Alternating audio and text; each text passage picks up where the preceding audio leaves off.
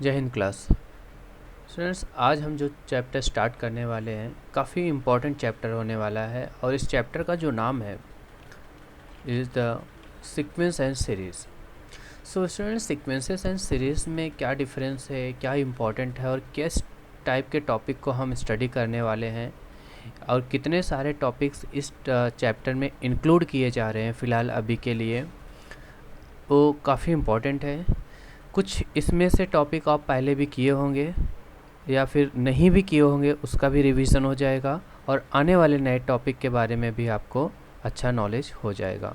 Hope that आप video देखिए, enjoy करिए और स्टडी करिए, ठीक है।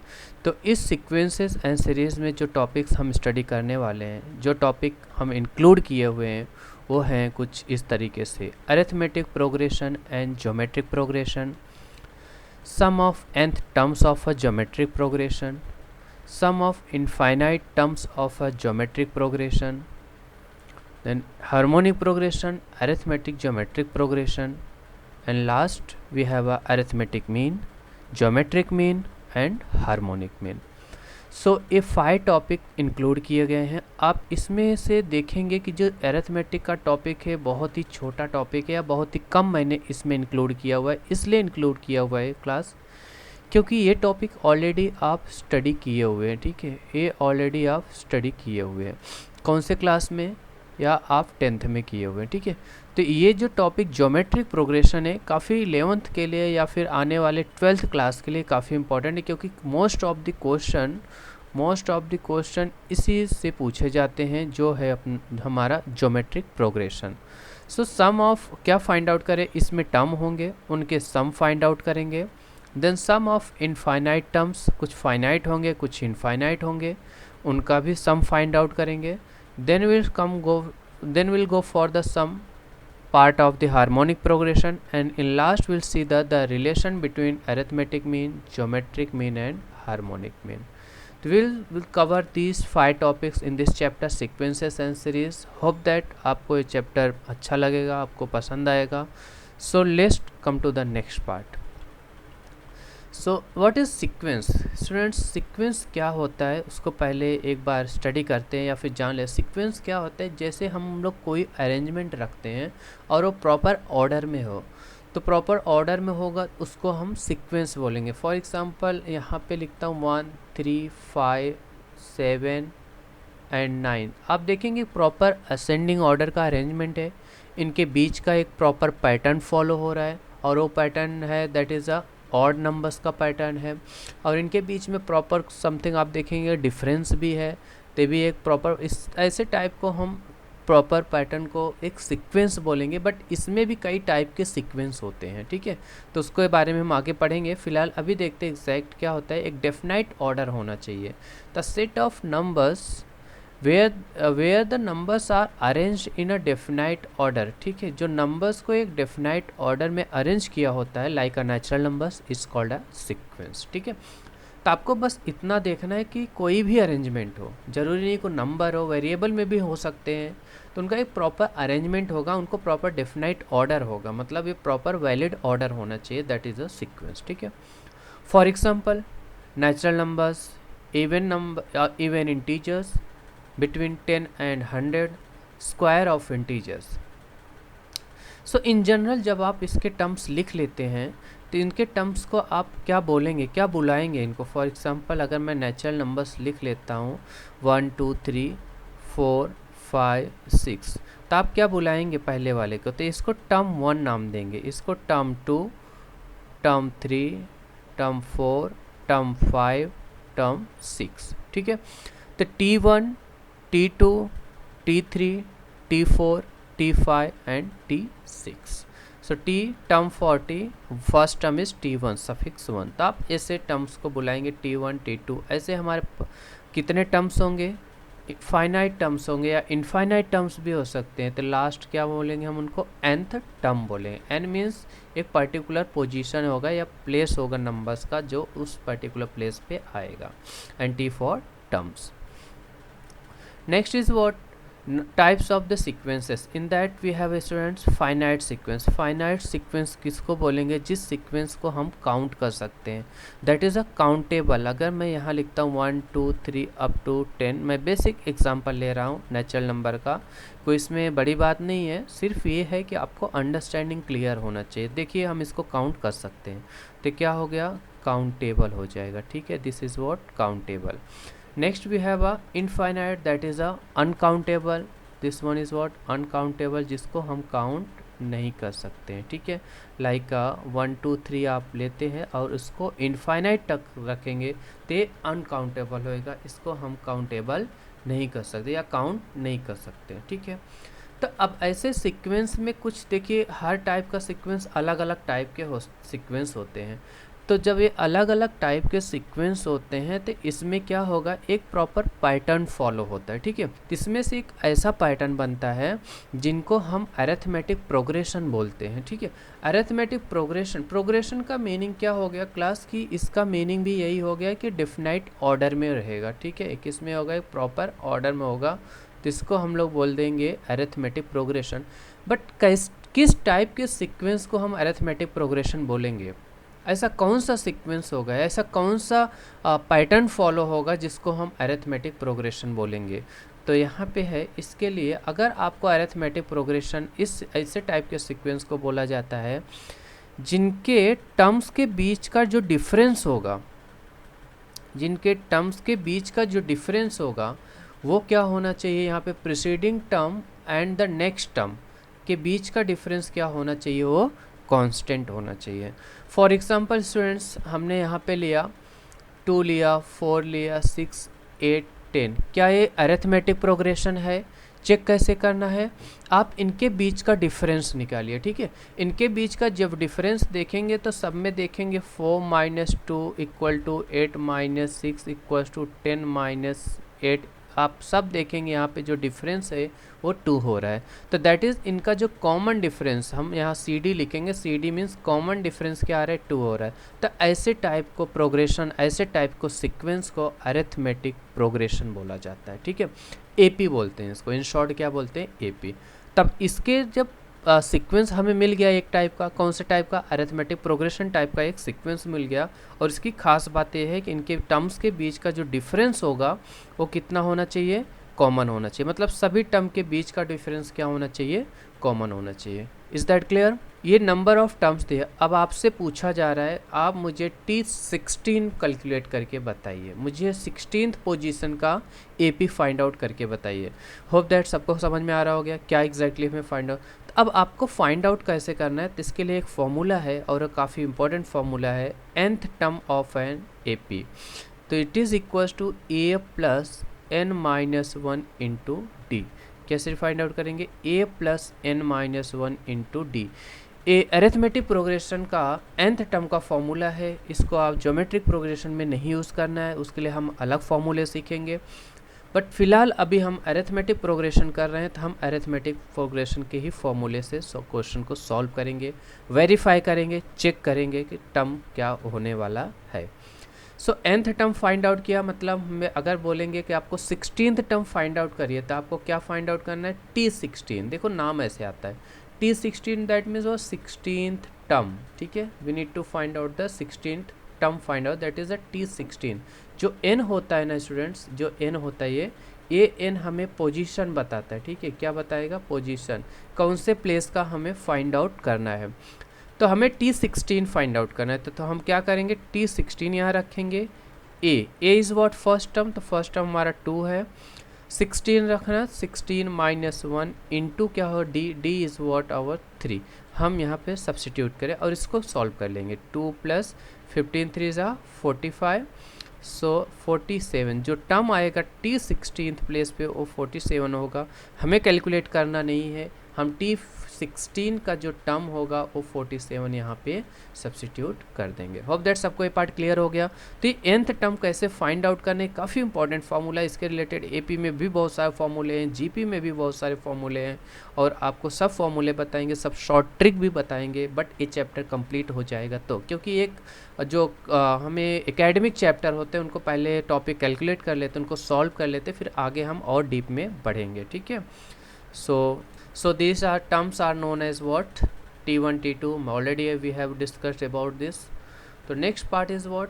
अब जब इनके सब सम्स आ जाते हैं, तो अगर हमारे पास सब टर्म्स आ गए, अब इनका सम निकालना, सबका एडिशन निकालना है। जैसे हमने एग्जांपल लिया 2, 5, 8, 11, then we have a 14, then we have a dot dot dot up to और T16 तक है। T16 का कौन सा टर्म था? 47 था, ठीक है। तो हमें जो आंसर मिला था वो 47 था। अब ऐसा अगर मैं बोलूं कि आप मुझे T47 फाइंड आउट करके बताएं, सॉरी T16, या इस पूरे सीरीज़ को, इस पूरे एपी को 2 + 8 + 11 + 14 प्लस डॉट डॉट प्लस 47, आप मुझे ये सॉल्व करके इसका आंसर बताइए। देखिए आप सॉल्व कर लेंगे, आंसर भी आ जाए, कोई दिक्कत वाली बात नहीं। बट ये जो टर्म जब आप करने जाएंगे बहुत टाइम कंज्यूमिंग होगा। तो पहले तो आप डिस्कस, तो एक सीक्वेंस है, यस ये सीक्वेंस है, और ये एपी में है। हाँ ये एपी में है, क्यों? क्योंकि इनका जो कॉमन डिफरेंस है वो कितना आ रहा है? 3 आ रहा है, ठीक है। फर्स्ट टर्म कौन है? 2 है, ठीक है, कोई दिक्कत वाली। तो हमने यहाँ पे एक फॉर्मूला है SN, that is the sum of nth term, sum of nth term, ऐसे स्टडी करेंगे। So n/2 in bracket 2a + n-1 into D. आप ये फॉर्मूला सब्स्टिट्यूट डायरेक्ट करिए, आपको डायरेक्ट पूरा सम मिल जाएगा। तो हमें क्या निकालना है? SN, n कितना है? नाउ सी, अभी हमें को यहाँ पे n भी नहीं पता है, ठीक है। ये हमें 16th टर्म पता है, दैट इज़ अ T16 हो गया। तो यहाँ पे टर्म्स कितने होंगे? 16 टर्म होंगे, क्योंकि हमने फाइंड आउट किया दिस वन इज़ व्हाट? 16। जो लास्ट टर्म हमने लिया है 47 लिया है, ठीक है। तो ऑब्वियसली टर्म्स कितने बनेंगे? 1, 2, 3, 4, 5, 6 अप टू 16 टर्म यहाँ पे बनने वाले। तो 16/2 किया, then 2 into first term is 2 plus n-1, 16 - 1 into the difference is 3। इसको सॉल्व कर लेंगे स्टूडेंट्स, और जो हमें आंसर हो जाएगा 8। Then we have a 4 + 45, so 8 into, so this become a 49। So the sum of this term 8 × 9 = 72, so 39, 392। तो जब आप पूरे को ऐड करेंगे, देखिए S16 जो आएगा, द सम ऑफ पूरे टर्म 16 टर्म का, यहाँ पे n कितने टर्म्स हो गए? 16 टर्म है। इन सब का जो एडिशन होगा वो कितना आ रहा है? कितना? 392 आ रहा है, विच इज़ अ S16, ठीक है।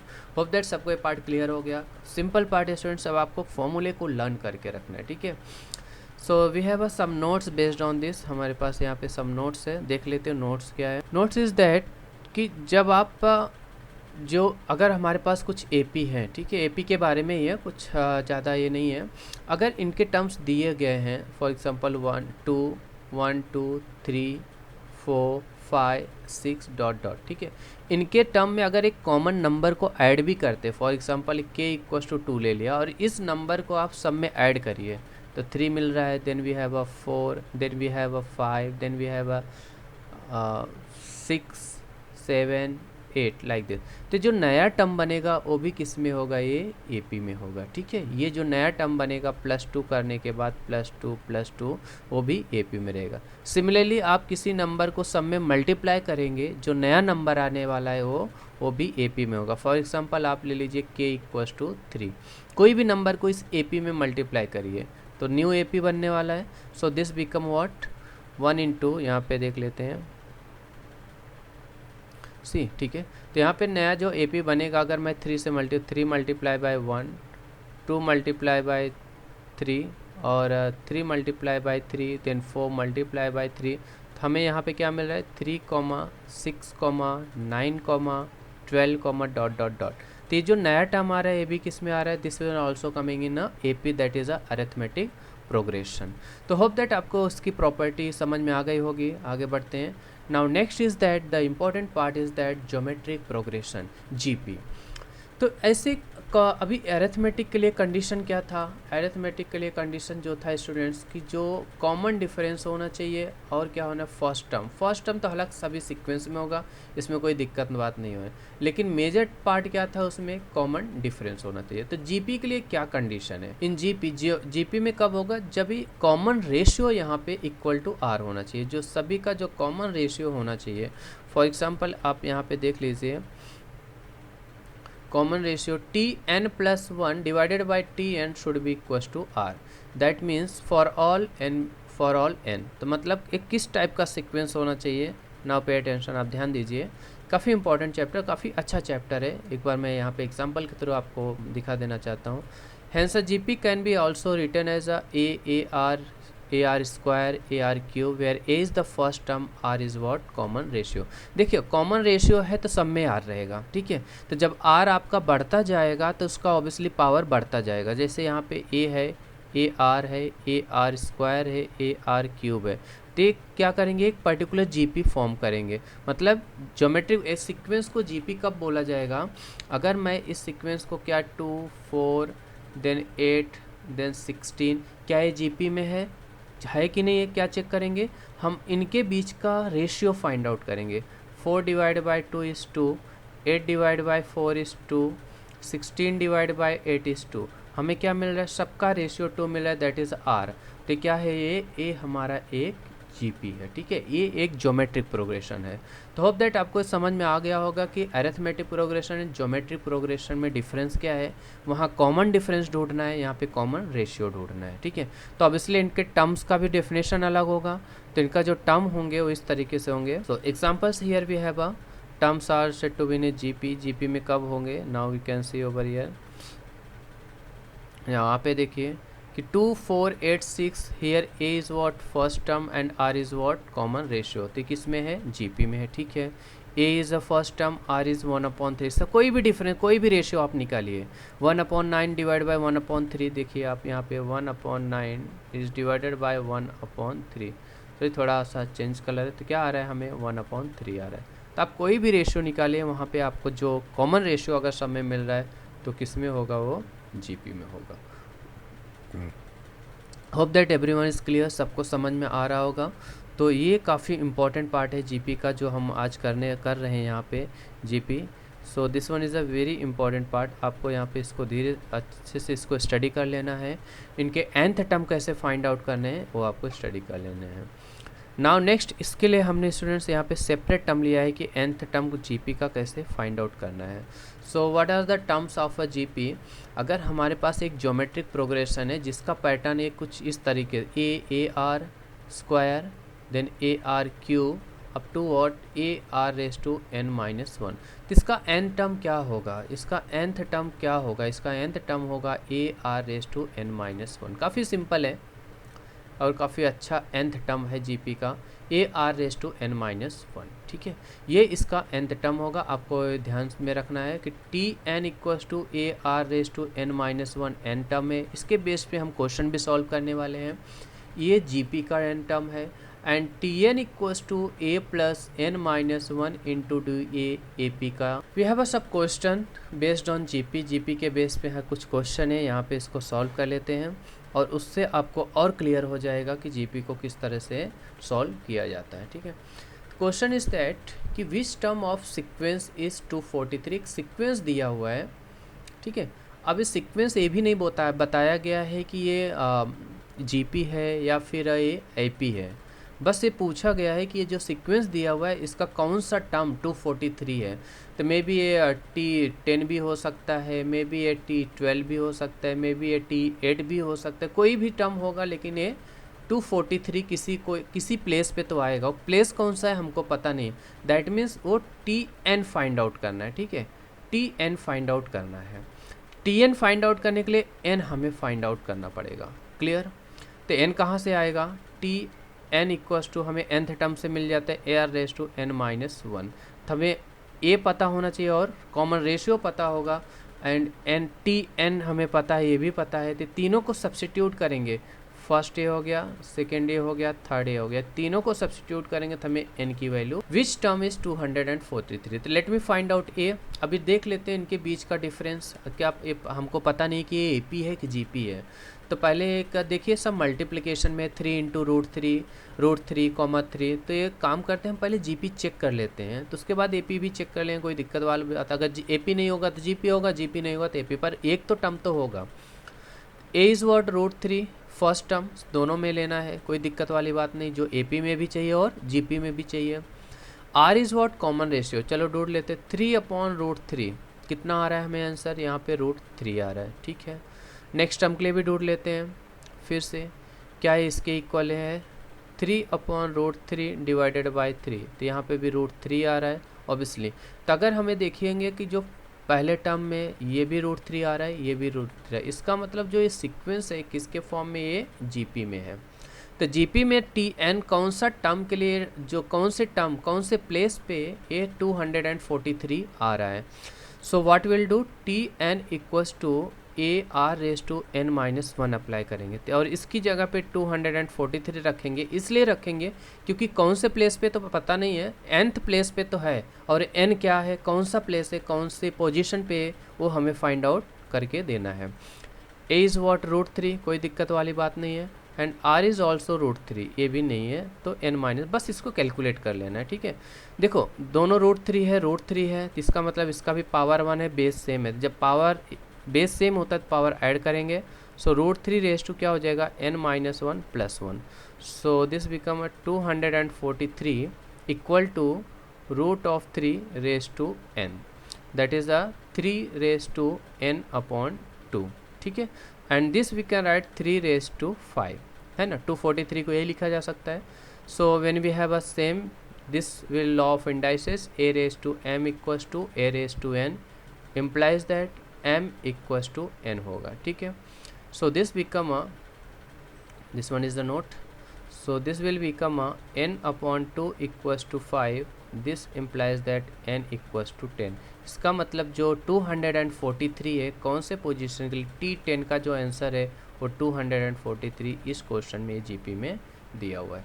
होपफुली एवरीवन इज क्लियर, सबको समझ में आ गया होगा कैसे इसको सॉल्व करना है और किस तरीके से इनको टैकल करना है। Come to the next part. Next question is given that class, काफ़ी अच्छा क्वेश्चन है, और इसको भी से आज हम पूरा सिर्फ nth टर्म के ऊपर ही प्रॉब्लम करने वाले हैं। nth टर्म के बेस पे जो क्वेश्चन होने वाले काफ़ी सिंपल होंगे और काफ़ी ट्रिकी क्वेश्चन भी हैं, और इनको हमको सॉल्व करना है और इसको मास्टरी कर लेना है, ठीक है। कि nth टर्म के रिलेटेड जीपी में कोई भी क्वेश्चन आएगा हम इसको सॉल्व करके रहेंगे। देखिए फॉर अ जीपी पहले बोल दिया तो कोई दिक्कत वाली बात नहीं है, तो मतलब nth टर्म जीपी का क्या हो जाएगा, मैं हर एक स्लाइड में लिख दे रहा हूँ। nth term is what, Tn equals to r⁻n-1 है, जीपी का nth टर्म है। इसी के बेस पे हमें क्वेश्चन को सॉल्व करना है। आइए लिख देते हैं।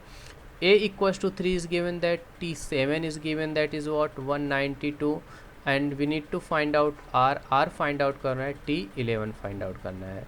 तो ये TR और T11 हमें फाइंड आउट करना है। तो स्टूडेंट्स आपको सिर्फ ध्यान देना है, जो दिया है उसी के बेस पे हमें डेटा लिखना है। तो T7 दिया हुआ है, तो T7 के बेस पे अगर मैं ये फार्मूला इज़ गिवन दैट 192, तो Tn की वैल्यू क्या होती है, AR⁻n-1, तो T7 क्या हो जाएगा, AR⁻7-1 which is equals to AR⁻6, and this is equals to T7, but T7 की वैल्यू क्या है, 192। So we'll write over here, sorry, this become 192 equals to AR⁻6। अब यहाँ से कुछ और वैल्यू दिया हुआ है, हाँ a की वैल्यू दिया है दैट इज़ 3, तो we'll substitute 192 equals to 3 into r⁻6। So this become 3 6 3 4 which is r⁻6। So we can write r⁻6 as a 2⁻6, and here we can write r⁻6, that means r equals to 2 is the answer. जो हमें common ratio है, जो ये GP दिया हुआ होगा, कोई तो जीपी होगा हमें पता नहीं है, और पता कर भी सकते हैं क्योंकि यहाँ पे a और r आ गया तो हो गया। तो इसका मतलब जो जीपी बनेगा, आपको मैं अब थोड़ा सा इसको और लॉन्ग में लेके चलूँगा ताकि आपको पूरा डीप में समझ में आ जाए। यहाँ पे जो जीपी बनने वाले क्लास, तो हमें फर्स्ट टर्म पता है a R that means 6, AR² that means what 12। आप देखेंगे सबके बीच का जो डिफरेंस है कॉमन रेशियो 2 होने वाला है। दिस ए आपका जीपी है। तो इसका 11th टर्म फाइंड आउट करना है। अभी आपको देखिए एग्ज़ाम में आपसे जीपी नहीं बोलेगा कि आप जीपी फॉर्म करके बताइए, लेकिन जो बोलेगा एटलीस्ट आपको पता है एक जीपी ए और आर आ गया तो जीपी तो मिल ही जाता है। तो ऐसा मैं आपको सिर्फ एक्सप्लेनेशन के लिए बोल रहा हूँ कि आपका ये टर्म होगा। तो what you need to find T11 कहाँ से आएगा, A R raise to 11 minus 1 लिख देंगे। n इज़ रिप्लेस बाय 11, यहाँ पे जो n की वैल्यू क्या है 11 है। So we'll replace by T11, we need to find out A, we know that is 3 and R is 2 raised to 10. तो we'll calculate, इसको आप कैलकुलेट कर लीजिए, जो वैल्यू आएगा वो आपका T11 की वैल्यू हो जाएगी। Now student the most important part जो अभी तक हम लोगों को रह गया था कि जब आप जीपी को सॉल्व करते हैं और जो क्वेश्चन अगर आते हैं कि 3 numbers are in a GP और उनके बीच में कुछ कंडीशन दिया हुआ है कि ये नंबर्स अगर जीपी में है और इनके बीच में कुछ कंडीशन थे 3 नंबर्स आप फाइंड आउट, तो आप वो 3 नंबर्स लेंगे क्या। वो 3 नंबर्स आप ये तरीके से यहाँ पे दिया हुआ है A divide by R, A upon are, A and A R. 3 numbers आपको ये लेने हैं।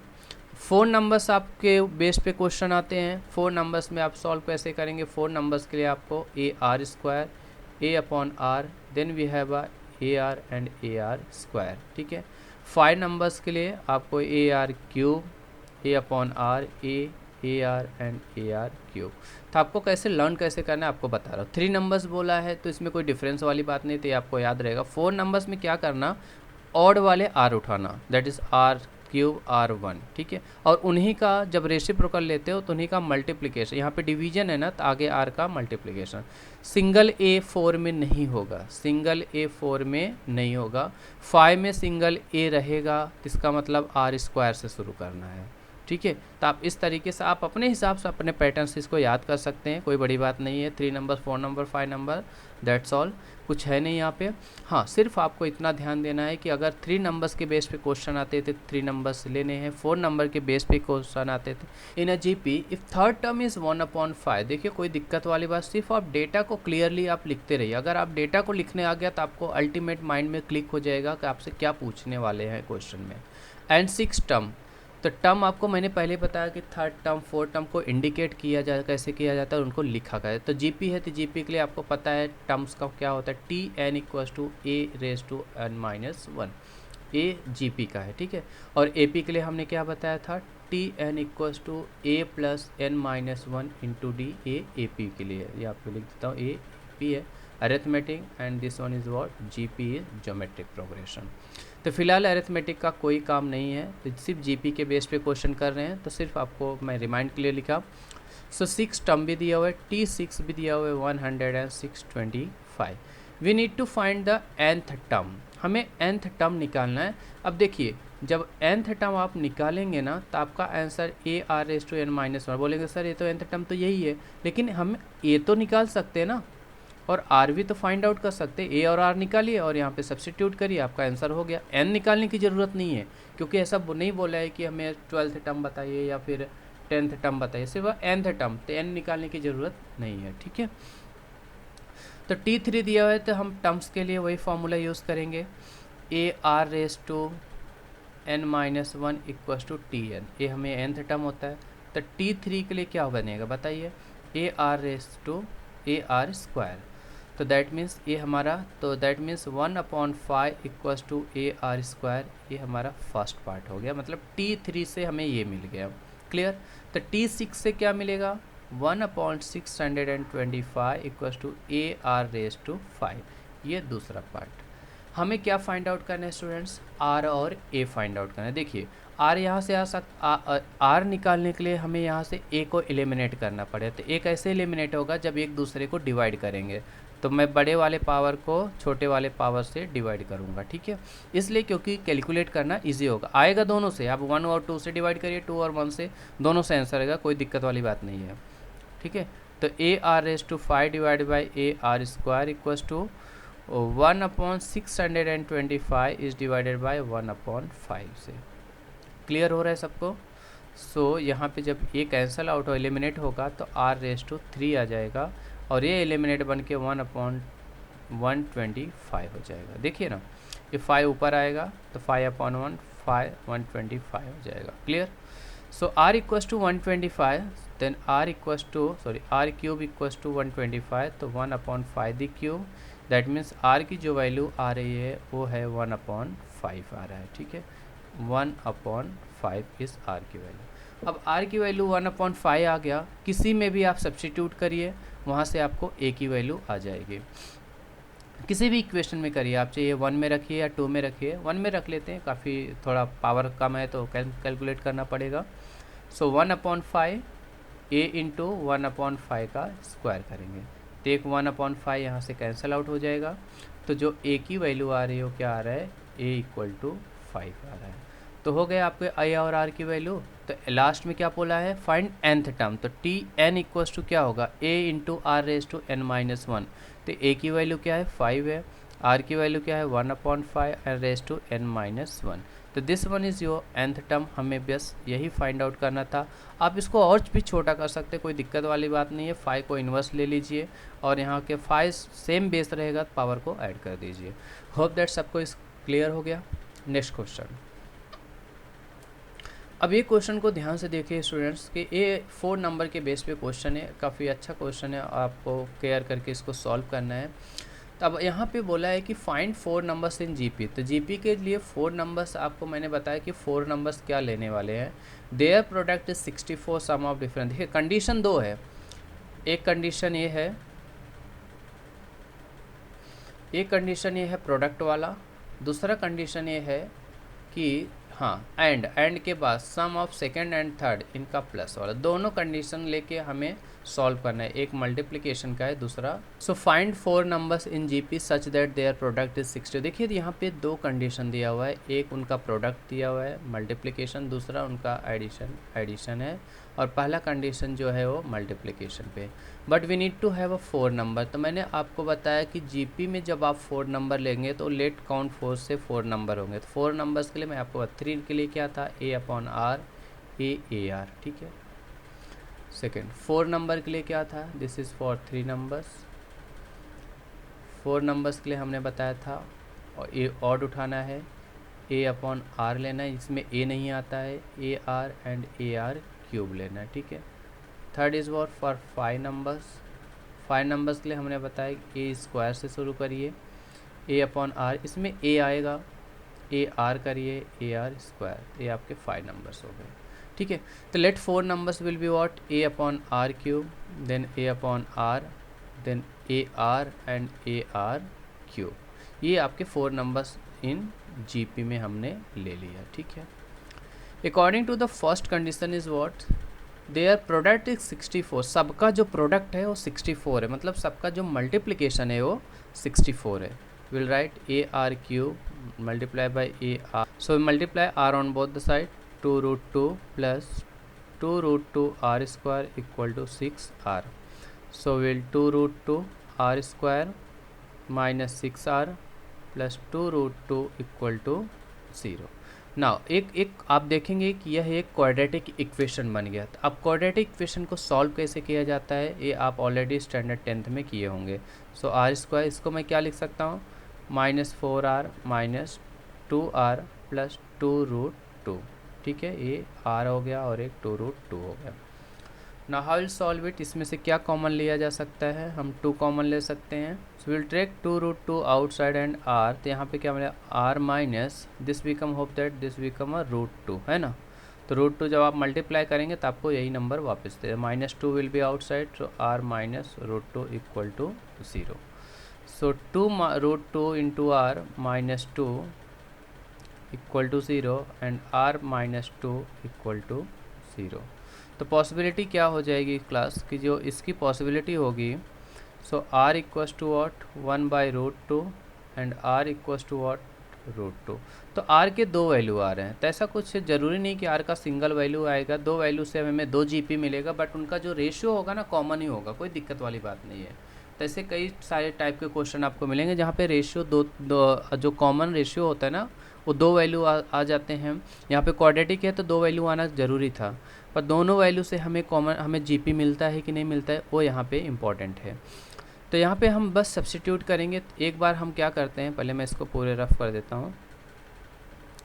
तो what we are getting next part, हमें यहाँ पे ए की वैल्यू क्या था, it was a 2√2 and r की दो वैल्यू थी, एक वैल्यू √2 थी और दूसरी वैल्यू जो थी आर इक्वल्स टू 1/√2। ओके, ये आर की दो वैल्यू थी। नाउ हमें जो 4 नंबर से a divide by r square then r cube then a upon r then A r and A R cube. अब इसमें एक एट द टाइम हम क्या करते हैं, a इक्वल्स टू 2√2 लेते हैं एंड r इक्वल्स टू √2 लेते हैं और एक नया जीपी देखते हैं क्या मिलता है। ठीक है, तो 2√2 डिवाइड बाय √2 द क्यूब, √2 का क्यूब करेंगे, comma a upon 2√2 divide by r √2, comma a r that is 2√2 multiply by √2 then A R cube that is 2√2 multiply by √2 the whole cube. ठीक है, ये हम कैलकुलेट कर लेते हैं। देखिए यहाँ पे √2 एक है तो यहाँ से एक पावर निकल जाएगा तो कितना बचेगा, √2 का स्क्वायर, तो 2 अपॉन √2, तो √2 यहाँ पे सिर्फ 2 होगा एंड दिस बिकम ऑफ 4। यहाँ पे क्या बन जाएगा आप देख सकते हैं, 2 इंटू √2 रेस टू कितना बन जाएगा, 4 बन जाएगा। तो hope that this become a √2 1/2 का स्क्वायर 4, तो क्या हो जाएगा 8 बन जाएगा। सो दिस बिकम अ 8। तो जो हमें एक सीरीज़ मिला है, जो हमें नंबर मिल रहा है 1, 2, 4, 8, तो क्या इन सब का प्रोडक्ट 64 है? यस, इन सब का प्रोडक्ट क्या है, 64 है। क्या बीच वाले का एडिशन 6 आ रहा है, 2 + 4 6 आ रहा है, हाँ 6 आ रहा है। मतलब ये जो पैटर्न जो हमें नया एक जीपी मिला है, जो फर्स्ट जीपी हमें मिल रहा है वो कौन है, 1, 2, 4 एंड 8, ये हमारा फर्स्ट जीपी है। Now you can take a equals to 2√2 and r equals to 1/√2। आप ये चेक कर लीजिए, अगर आपको ये जीपी मिल रहा है तो मुझे बताइए, नहीं मिल रहा है तो भी आप मुझे बताइए, कमेंट में लिखिए। ये क्वेश्चन आगे का पार्ट आपके लिए है। Okay, come to the next part. Next is what, which terms of a GP 5, 25, 125 and 620 is 5/10। काफ़ी अच्छा क्वेश्चन है क्लास, तो आप लोग को चाहिए तो सॉल्व कर सकते हो। विच टर्म पूछ रहा है कि हमें ये पूछा जा रहा है कौन से टर्म के लिए। अब nth टर्म, 5th टर्म भी होता है, 6th टर्म भी होता है, 10th टर्म भी हो सकता है, कौन सा टर्म है हमें पता नहीं, तो हमें पहले क्या निकालना है, n निकालना पड़ेगा। n आ जाएगा तो उसके बेस पे क्या फाइंड आउट करेंगे, फिर कौन सा टर्म आ गया तो बस n ही निकालना है, बाकी तो हमें कुछ निकाल। एक बार n आ गया तो n की वैल्यू यहाँ पे tn की जगह पे रिप्लेस कर देंगे n को उस नंबर से, तो उस प्लेस की जो उस टर्म की वैल्यू क्या हो जाएगी, 5/10 है।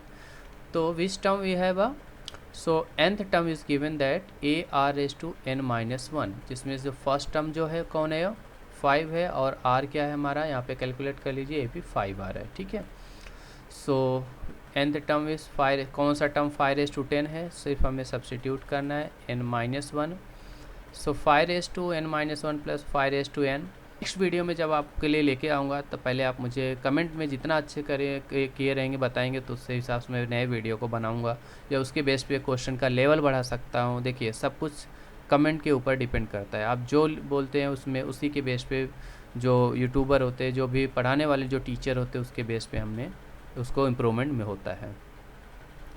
नेक्स्ट इज़ दैट, ये भी सिंपल क्वेश्चन है students. Question is that the 5th term of GP is works. Okay, ठीक है, जो इसका 5th टर्म है वो x है and the 8th term t8 देखिए y है। देखिए क्वेश्चन को लिखा कैसे जा रहा है, बहुत इंपॉर्टेंट होता है। 11th टर्म t11 क्या है, z है। हमें बस वेरीफाई करना है y² = xz। ठीक है, तो t8 = y है, तो पहले हम लोग y वाले टर्म को ही फाइंड आउट करते हैं, y²। तो t8 को क्या लिख सकते हैं, ar(7) = y। तो y² को क्या लिखा जा सकता है, ar(7) the whole square which is equal to a² r(14). तो फर्स्ट LHS पार्ट जिसको आप बोल सकते हो, है ना, y² यही हो गया ना, a r(14). अब xz कैलकुलेट कर लेते हैं, xz, तो इसके लिए हमारे पास t5 = क्या है, x है, तो a r(4) क्या हो जाएगा, x हो जाएगा, एंड t11 = z है, तो a r(10) कितना हो जाएगा, z हो जाएगा। तो xz कैलकुलेट करते हैं यहाँ पे, तो xz = ar(4) into z is what, ar(10), multiply करिए a² r(14). ये second part, is it equal to RHS, yes RHS। ठीक है, तो hope that this one is clear. सबको वेरीफाई करने आ गया, समझ में आ गया। मेरा एम स्टूडेंट्स ये सॉल्व करना नहीं किसी क्वेश्चन लेके मुझे सॉल्व, मेरा एम है कि आपको nth टर्म के बेस पे क्वेश्चन सबको आपको करने आना चाहिए कि टर्म्स को कैसे लेना है और कैसे उसको लिखना है, कि उस फॉर्मूले में सब्स्टिट्यूट करना है। ठीक है, देखिए पूरा वीडियो सिर्फ एक लेक्चर nth टर्म पे ही लिया गया है, इनफाइनाइट भी नहीं होगी, finite nth term. Next is what application based एक क्वेश्चन करेंगे, then will wind up this video. Okay, तो एप्लीकेशन बेस्ड पे एक क्वेश्चन है कि ये जीपी का यूज़ कैसे किया जाता है या फिर आगे इसका यूज़ क्या पॉसिबिलिटी है। तो एक बेसिक क्वेश्चन उठाया गया यूज़ में, ऐसा नहीं कि बहुत हार्ड क्वेश्चन है, एक बेसिक क्वेश्चन है कि जो आपके मैथ से आपसे कॉन्सेप्ट से ही रिलेटेड है। ये क्वेश्चन है the number of bacteria in a culture doubles every hour if there were 50 bacteria originally in the culture, how many bacteria will be there at the end of 5th hour. Simple question है इस class may be ये 9th के भी base पे question है, but 9th में तो GP है नहीं, एपी ही है। तो यहाँ पे देखें, या 10th में, तो यहाँ पे देखेंगे कि जो first initial number of bacteria culture double every hour, हर घंटे में डबल हो जा रहे थे, पर इनिशियली कितने बैक्टीरिया है 50 है। तो मतलब जो दूसरे घंटे में कितने हो जाएंगे 100 हो जाएंगे, तीसरे घंटे में कितने हो जाएंगे 200 हो जाएंगे, डबल हो रहे हैं ना। चौथे में कितने हो जाएंगे 400 हो जाएंगे, नेक्स्ट वी हैव 800। ठीक है, ये 800 ऐसे बढ़ते जा रहे हैं। तो बोल रहे हैं 5th आवर में कितना हो जाएगा। देखिए आप इसको क्वेश्चन को डायरेक्टली भी बता सकते हो, बट अगर आपको सीक्वेंस मिल रहा है या आप जीपी के क्वेश्चन पे ऐसा पूछा गया क्या 3 मार्क्स 4 मार्क्स, तो आपको वहाँ पे सॉल्व करना पड़ेगा। आंसर आपके सामने है, बस आपको शो करके लाना है कि हाँ ये जीपी का पार्ट है, ये जो क्वेश्चन है, ये जो डेटा है एक जीपी पैटर्न फॉर्म कर रहा है।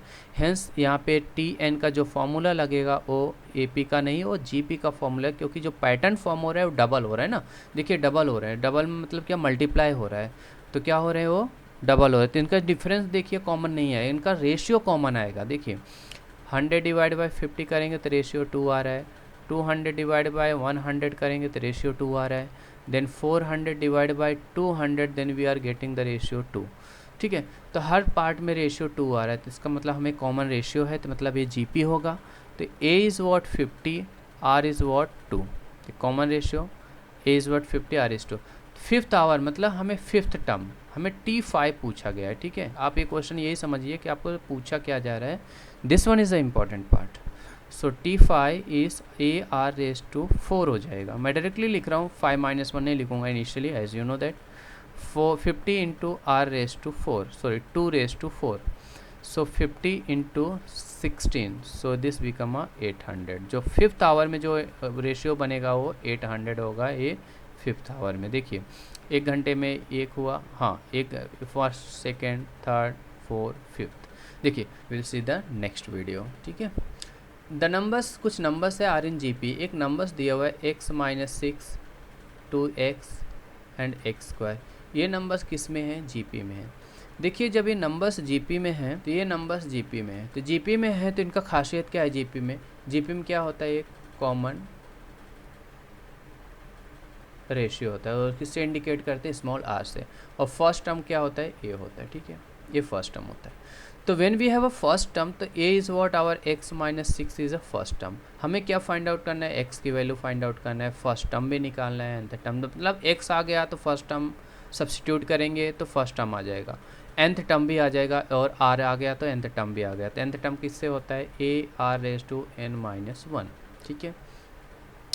So here we have x, तो हमें r कहाँ से आता है, जब इनका कॉमन है। कॉमन रेशियो किससे आता है, next term divide by previous one, x - 6 equal to, सब में इक्वल होता है कॉमन रेशियो में, तो x² डिवाइड बाय 2x, ये सब दोनों इक्वल होंगे। समझ में आ रहा होगा, क्योंकि कॉमन रेशियो है ना, तो जीपी है तो कॉमन रेशियो होगा। ये कंडीशन यहीं से हो गया, सेटिस्फाई हो गया कि कॉमन रेशियो रहेगा। तो हमें दूसरा इसमें ए क्यों कर रहे हैं उसको पूछने की ज़रूरत नहीं होगी, क्योंकि कॉमन जीपी है तो कॉमन रेशियो है, कॉमन रेशियो है इसलिए जीपी है। ठीक है, तो यहाँ से क्या होगा, x², एक x कैंसिल आउट होगा, फिर यहाँ से x कैंसिल आउट हो जाएगा, x - 6 इक्वल टू 4, तो जो x की वैल्यू हो जाएगी वो 10 हो जाएगी। होप दैट सबको क्लियर हो गया। तो मेन इंपॉर्टेंट पार्ट आपका ये था कि आप कॉमन रेशियो दिया हुआ है, जीपी है तो कॉमन रेशियो होगा, एक दूसरे से डिवाइड करके इक्वल करके आप उनको रिलेशन से आप x की वैल्यू फाइंड आउट कर सकते हैं। तो देन x = 10, तो फर्स्ट टर्म क्या बनेगा, a = x - 6 है, 10 - 6 = 4 इज़ योर फर्स्ट टर्म, ये आपका फर्स्ट टर्म हो गया। ठीक है, तो x की वैल्यू यहाँ पे आ गया फर्स्ट वाला हो गया, सेकेंड वाला इज़ व्हाट ए का वैल्यू आ गया। Now third term we have मैं यहाँ करता हूँ third nth term is what A are raise to n minus 1।